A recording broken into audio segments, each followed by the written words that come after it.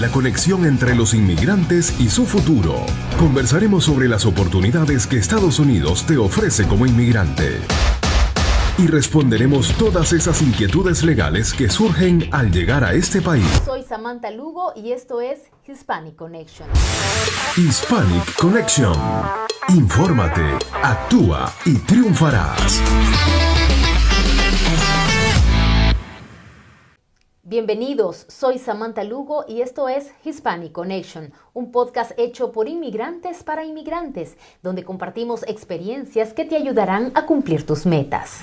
La vida de todas las personas está llena de altos y bajos. En los altos es importante sonreír y disfrutar, y en los bajos aprender y rebotar para saltar más alto, porque muchas veces un momento verdaderamente crítico es la puerta que abre la oportunidad para la felicidad. Las circunstancias políticas de muchos países latinoamericanos han provocado éxodos masivos, unos buscando seguridad económica, otros buscando resguardar sus vidas y estar a salvo. Aunque en millones de casos Estados Unidos ha sido benevolente en ofrecer protección, la gran afluencia de solicitudes de asilo político en el sistema migratorio estadounidense ha causado que las respuestas a dichas solicitudes sean pausadas por varios años, dejando a millones en una especie de limbo que muchas veces frena el avance de sus vidas. Betsalia Mendoza es una venezolana que llegó a este país buscando protección, pero encontró más que eso. Inició un proceso de asilo como lo han hecho millones de sus compatriotas. La falta de respuesta a su caso frustró muchas veces los planes que tenía, hasta que se abrió una nueva puerta, la del amor, que le daría más de lo que esperaba. Se casó y no solo formó una nueva familia. Gracias a que su esposo es ciudadano estadounidense, pudo realizar una petición familiar y finalmente obtener el tan anhelado estatus migratorio en los Estados Unidos y soñar con un mejor futuro. Esta es su historia. Hicimos un grupo de mujeres y apoyábamos unas entre otras. Cuando hacíamos meeting, repartíamos los panfletos, que de repente nosotros decidíamos colocarnos un fin de semana a un sitio para, tú sabes, hablar con la gente, explicarle el proceso, lo nuevo, los cambios que venía para Venezuela, todo ese asunto. Eso fue caótico. Betsalia Mendoza llegó a los Estados Unidos buscando asilo en el año 2015. Ejercer sus derechos de participación cívica en su natal Venezuela la hizo blanco de persecución. Empecé a tener gente que me persiguió, gente que llegó hasta mi casa, gente que me tiraban piedra. Su proceso de asilo entró en una línea de espera de varios años. Su permiso de trabajo tuvo que ser renovado en varias ocasiones, pero durante la pandemia el proceso duró más de lo esperado y vinieron las consecuencias. La compañía para la que estaba trabajando no me quiso tener empleada, aún que yo había metido la renovación. Sin embargo, con la pandemia también llegaron otras vivencias, esta vez de manos del amor. Dios siempre tiene un plan. Nosotros nos conocimos en el año del COVID. Cuando nos conocimos fue una conexión tan bonita. You know, we had some very good conversation, and I must admit, the first time we met in person, we fell in love. Meses más tarde decidieron casarse e iniciaron la petición familiar por matrimonio para que Betsalia pudiese ser residente de los Estados Unidos. El día de la entrevista ante el oficial de inmigración es un día que nunca olvidarán. Ay, eso fue hermoso. Mira, eso fue desde que nosotros estábamos buscando hasta la vestimenta, de cómo íbamos a ir vestidos, de cómo quería yo ir. Me acuerdo que nosotros fue a primera hora. Su esposo la motiva para que tan pronto sea posible se convierta en ciudadana de los Estados Unidos. Mientras llega ese momento, siguen disfrutando su amor y la mezcla de sus culturas. You know how the gringos eat. Everything is packed, frozen. She's an excellent cook. I didn't just marry Betsy, but I married her family. and I'm going to tell you, I'm blessed. You know, I'm extremely blessed with her family. We were last night at a birthday party of a family member, and every time we go out, it's a party of 20. No, and very family. And very loud. And very loud. I'm still working on it. And still.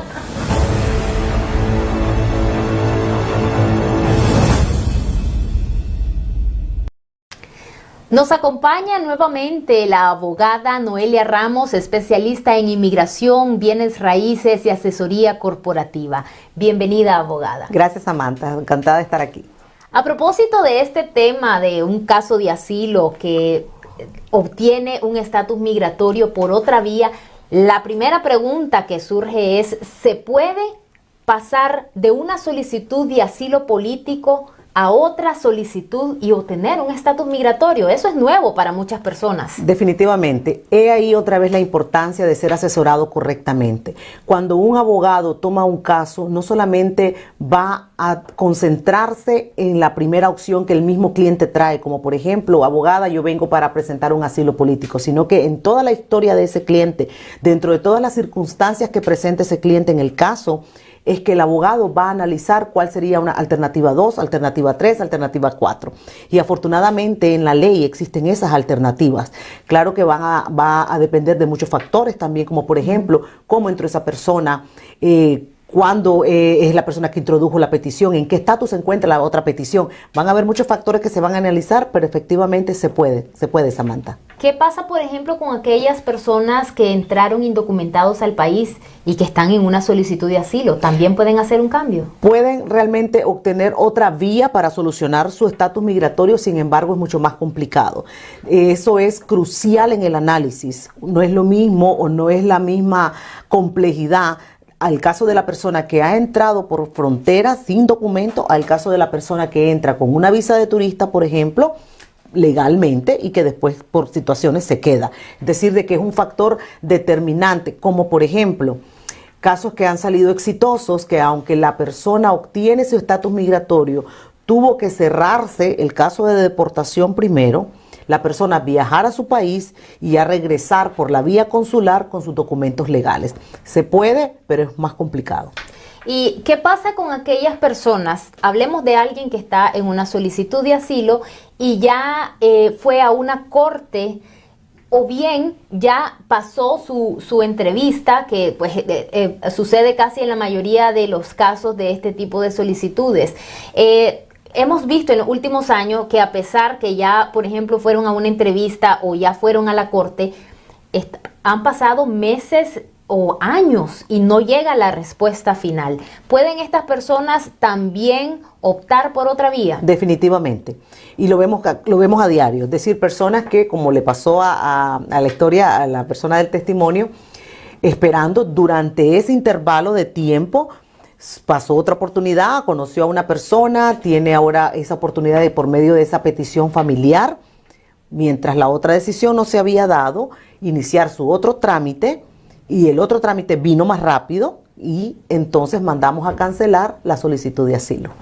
¿Qué características debe tener la persona que está pidiendo a la persona que quiere emigrar a los Estados Unidos? Bueno, básicamente, entendiendo que la persona estuviese acá dentro de Estados Unidos, el beneficiario, ese peticionario, en el caso de ciudadanos americanos, tiene que probar que es un ciudadano americano, tiene que probar también de que su relación con esa persona es una relación de buena fe, tiene que probar también de que tiene la capacidad financiera para traer a esa persona y que esa otra persona no va a ser carga pública. Es decir, son los factores más predominantes que se van a tomar en cuenta, y ya los demás serían el récord migratorio del beneficiario, si existe algún tipo de récord criminal, por ejemplo, ya esos serían otros puntos más. Y hay que también, en esa petición, hay que también abordar situaciones relacionadas al asilo que está solicitando. Definitivamente tenemos que hacer referencia del caso, y aunque el abogado no lo hiciera por algún error, independientemente de su inmigración, ya tiene un récord de esa persona.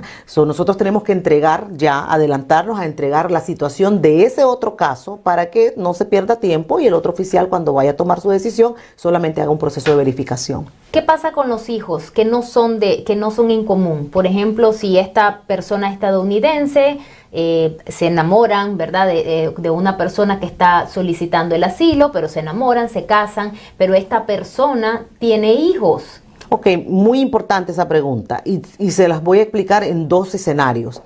Escenario 1, si los menores que están en Estados Unidos con esa mamá se da el matrimonio con el ciudadano americano antes de los 18 años, esos hijos van a verse beneficiados, van a ser considerados como que si fueran hijos del ciudadano americano. Es decir, que los mismos beneficios que tenga la mamá son los mismos beneficios que van a tener los hijos.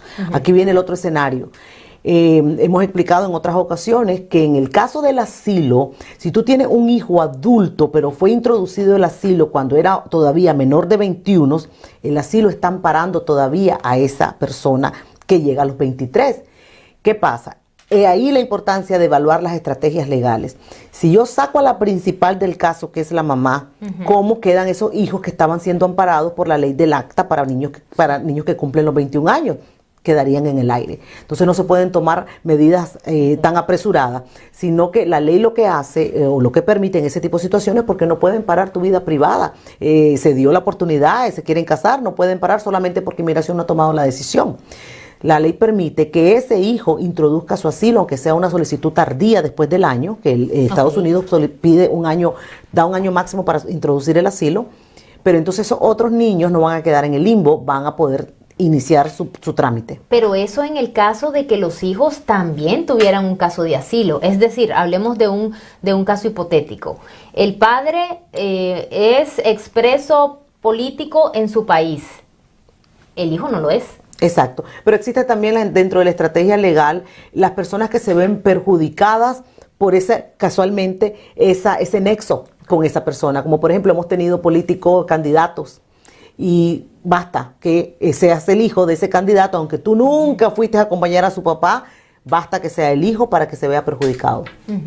La pregunta del millón que se hacen muchos de nuestros amigos: una vez que una persona que está en un asilo decide también hacer una nueva solicitud por otra vía, en este caso como la persona de nuestro testimonio, a través de un matrimonio, ¿cuánto tiempo tarda? Bueno, afortunadamente ese tipo de trámite en particular, ciudadano pidiendo a esposa, es uno de los trámites muchísimo más rápidos, como por ejemplo, fácilmente puede salir en 6 meses, que después de pasar 5 años esperando por un asilo, la felicidad que vemos en los clientes es impresionante, porque cambió la vida completamente en 6 meses. ¿Y qué otras opciones puede tener alguien que está solicitando asilo, además del matrimonio? Sí, existen las certificaciones laborales, por ejemplo, que es otra vía, por la vía laboral, pero el análisis es más profundo. ¿En qué sentido? Para que pueda progresar esa petición, no tiene que haber en ningún momento tener un tiempo de presencia ilegal. ¿Qué pasa? Es mucho más complejo, no podemos explicarlo tan fácilmente así,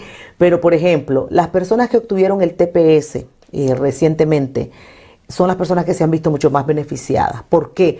Porque erróneamente las personas que introducen una petición de asilo creen que el haber introducido una petición de asilo, eso es un estatus, eso es un error. De hecho, lo vemos mucho cuando les preguntan cuál es el estatus actualmente, contestan pendiente de asilos. Eso no existe, no existe. ¿Y qué es lo que deben de...? No estatus, no existe.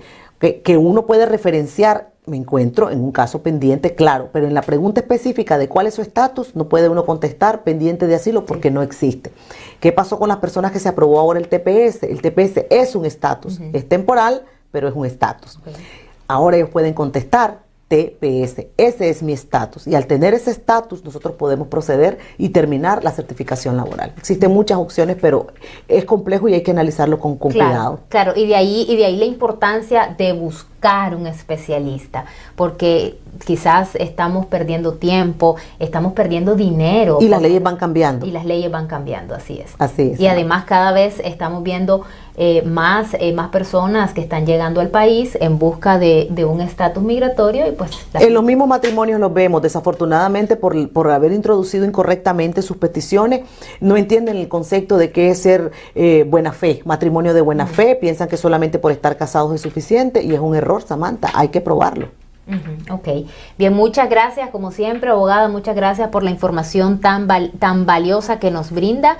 A nuestros amigos también que nos están viendo, muchas gracias por acompañarnos. Recuerden que como cada semana la abogada nos brinda 10 consultas sin costo para las personas que escriban a este correo.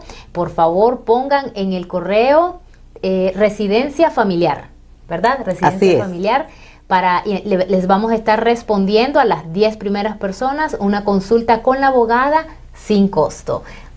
Recuerde, infórmate, actúa y triunfarás. Y no olvide ser fuerte y valiente. Los esperamos la próxima semana.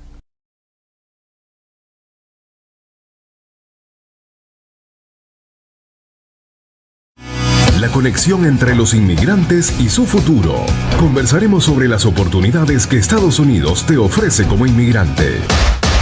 Y responderemos todas esas inquietudes legales que surgen al llegar a este país. Soy Samantha Lugo y esto es Hispanic Connection. Hispanic Connection. Infórmate, actúa y triunfarás.